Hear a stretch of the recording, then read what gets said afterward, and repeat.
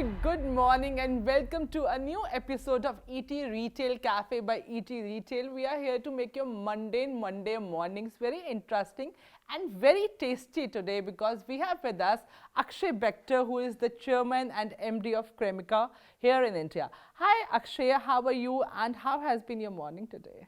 Oh, excellent. Lovely sunny morning on a winter day. Couldn't be better. So tell me, I want to understand how your journey in retail started because I know your family has a background of retail from a different perspective, but you started the business on your own and you took it to new heights. So what inspired you? So, I mean, it was, I think, more of a yearning to do something new. The family has originally been in commodities trading for more than 100 years. And this business, I would say, started thanks to my mother's, starting a hobby business. And coming out of college from Manipal, I guess, as youngsters, you want to do something new. And there was a small bread business that I developed. So I took it forward, set up a very modern bread plant. And the journey started. And one thing led to another, including my connections with McDonald's. So a lot of learnings happened in this process, from starting a business, a small bakery, making bread, to making biscuits, to making products that India had not seen before, like mayonnaise, and to develop a whole new standard of ketchup, meeting international benchmarks. So my journey in this space has been very interesting, and I say God has been kind to give me some opportunities to do new things. So incidentally, I became the world's first manufacturer of vegetarian mayonnaise, thanks to my journey with McDonald's. And this gave me an opportunity to develop this market, first in Horeca, and then to take it to retail, where we are sitting here today, with a lot of goodwill, a very amazing relationship with the customer. And I think that we've developed a customer recall and relationship that is far ahead of my current business size. So when you started the business, what were the challenges that you faced and how have those challenges changed from that time to this time? Business at that time was all bootstrapped, and I started with almost no capital. And this journey was a very tight ship. Of course, some investment happened from Goldman Sachs very early on, and that did give a flip to both my and my brother's business. But it largely went into the back end and not so much in the front end and the marketing or other things. Business developed slowly and steadily thereafter, and even today, my balance sheet is rather small. Okay, we are doing a top line of close to 400 crores this year, and with a balance sheet of just 50-70 crores. So when we talk about the consumer expectations, what were consumer expecting at that point of time and what are they expecting now? So the journey in retail for me, first and foremost, was built on ethics and principles that we have to deliver to the customer, whatever is best possible. Yeah. And I think it took the family ethos and ethics were kind of flowed down into the product. So every product that we designed had to excel on quality, and that has remained the fundamental foundation of the business. And I think it has been a very refreshing experience for the customer that there is a small company out of Punjab that could strike its strike out its head and come to a point that it will not yield to economic forces or other thing and stick to quality. And this journey has been tough because of that, because at times you have to really I would say leave a lot of profit on that in your product and walk the tightrope. And I think I've done that, and I've been very happy that we've done that. So over the last 20 years, the positioning that the business was able to make and the product and the brand is today recognized as a high quality player. It's helping all sides of the business, and I think that my business has played a stellar role in that. So when you talked about ethics, what are the other ethics that you paid attention to while building the business here in India? You see, the customer, the ethics between you and your customer, and that's what your brand stands for, is entirely in your hands. And I have seen that in India, businesses end up salami slicing their product almost all the time. You'll find that if the oil price has gone up, we reduce the quantity of oil. If anything else, we just say, okay, let's just water down the product.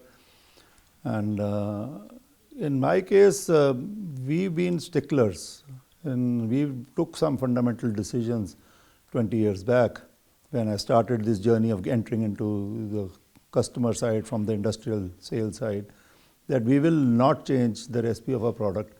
It can improve, but it will not be watered down under any circumstance. And I'm very happy that I have been able to do that. So when you talk about hiring the right employees in your company, what are 3 qualities that you look forward to and you say, yeah, this is the right fit for my company?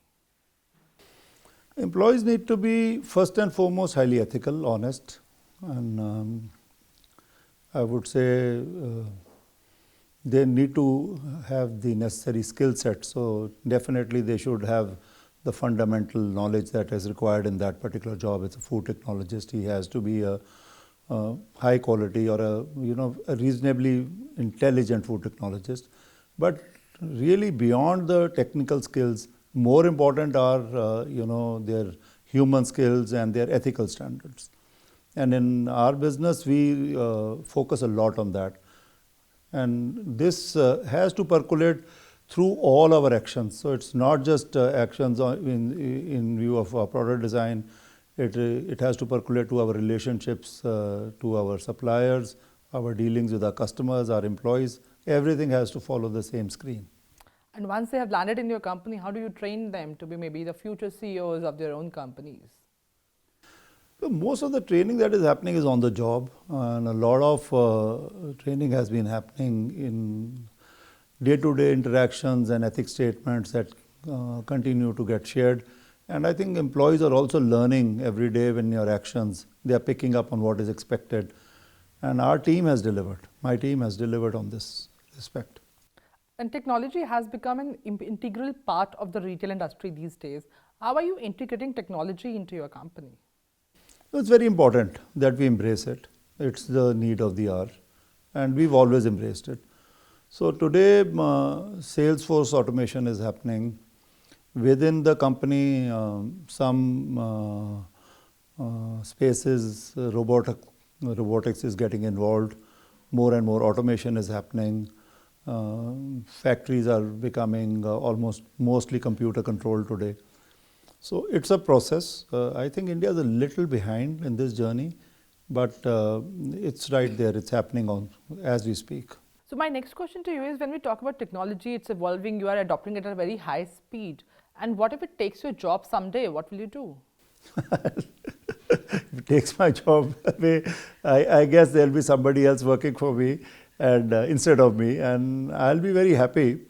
I think that's the thing that I have done all my life. Wherever I have been, I have made sure that there is somebody there to assist me, and that's how a small business. My family business was, running a trading establishment, and from there to run a factory or professionally. So basically, I've done this all my life. Had able young managers become partners in my success. Yeah.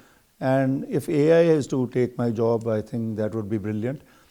I do feel that AI is a tool and assistant, and it will never be able to replace the human, but the human will become highly empowered with it.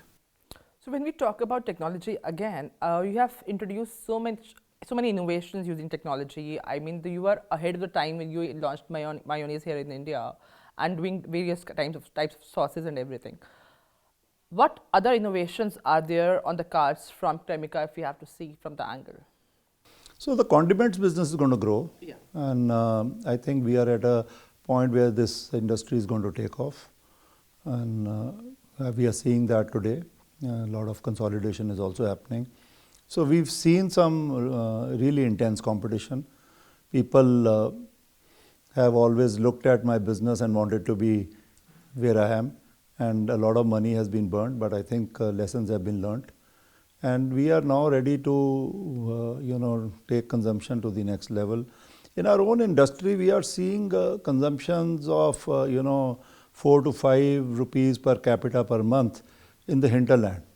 That's a very intense level of competition. There's a huge distribution runway to growth that is there.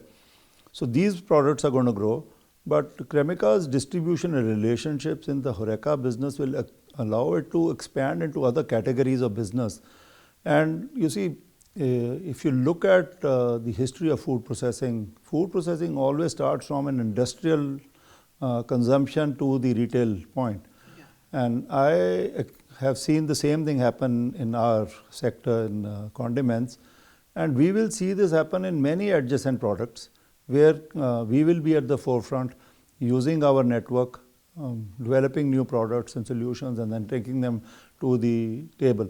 And any which ways, today if you look at the way consumption is changing, a lot of the food in the home is actually getting through to you by means of delivery. Yeah. So role of companies like mine is becoming intense. We are going to become major forces in public health, good quality in time to come. And I think we will be in the place where, in the sweet spot, that will be the pivot of growth in the future. Okay. So when we talk about the overall industry, in retail industry, how do you see retail industry evolving and bringing in new changes according to changing consumer expectations? So the retail industry has to embrace delivery in a very big way. And anybody not doing that is going to suffer. Cremica has been fortunate that our business had a HoReCa focus. So we are well positioned for this. And we are seeing the effect of that, in terms of quick commerce, taking some of the business away from our grocers and other retailers. So those changes are going to happen. A lot of businesses will evolve from, grocery outlets to perhaps food outlets. There will be more systems delivering food at home. And I am expecting value addition to go up for this sector immensely, provided we are able to embrace the change the customer is expecting. So everyone has to be agile that way. Yeah, so even if you look at it today, the market is very tight, but my business is expected to grow between 15% and 20% this year. So that clearly points that if you are aligned with the customer, you're going to do well. So even our retail business has grown tremendously. And even though some segments of the business are not doing well, overall if we are growing this much, that means that the segments that matter, we are growing actually more than 20%. That's nice. I mean, the future is bright, be it for Cremica or be it for the retail industry. Before we wrap it up, Akshay, we want to have a rapid fire with you where I'll ask a few questions. I will not give you time to think about it. Okay. So my first question is, which is your favorite business book and what have you learned from that? So I used to read a lot, and I would say management books really are, the fundamental foundation of where I have been, though even I'm an engineer, but my biggest interest is in management science. One retailer or the retail brand that you admire a lot? Actually, I don't know about a brand that, inspires me is actually Apple. And they have done things which are something to, learn from, that you strike out, you do new things. And in a way, part of my journey is very similar. So I resonate with Apple in a very big way. The world is moving towards omni-channel. Where do you shop from, online or offline? Both.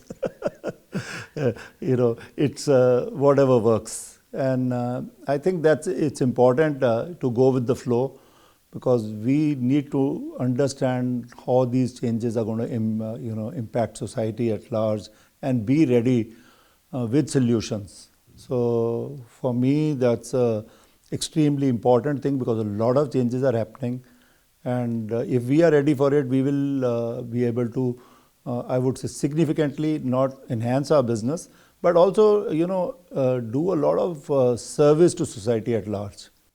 If not in retail, what you would have been doing? I would have been a banker. Oh, nice. Bankers always make more money than retailers. And in a way, actually, our family business was quasi banking. Okay. So when we talk about, you are a chairman of the company. Everybody knows that you're running a show at Cremica, but nobody knows what you do in your free time. So free time is a little bit of reading nowadays, but a lot of viewing. So I end up watching television a lot. Mostly it is knowledge based, and a lot to do with the changes that are happening, in food, and how what we eat is impacting our health, and so that we are ready for it, and our products are aligned with the expectations that are going to develop very quickly. Earlier years, these things would take years to happen. Today, in a flash of a second, what is happening in the US is known all over the world, and companies don't have the luxury of time. And our business has always been on the forefront, but we intend to be there first. My last question to you is, any advice that you would love to give to the budding entrepreneurs who are trying to build their businesses here in India? Do something new. You cannot follow anyone. I learned this lesson long time ago, and we built businesses that were unique, and we built businesses that followed other brands. And if you're following someone, it's a very tough journey. It's a tougher journey when you do something new, but then the success you have will be something that you will cherish.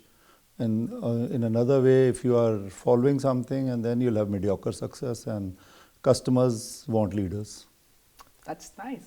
It's a great learning, and it was pleasure speaking to you. I learned a lot from you today. Thank you so much. Thank you so much, guys, for watching it. I hope you enjoyed this journey of Mr. Akshay Bector, and we'll be back again with a new retailer next week. Till then, bye-bye.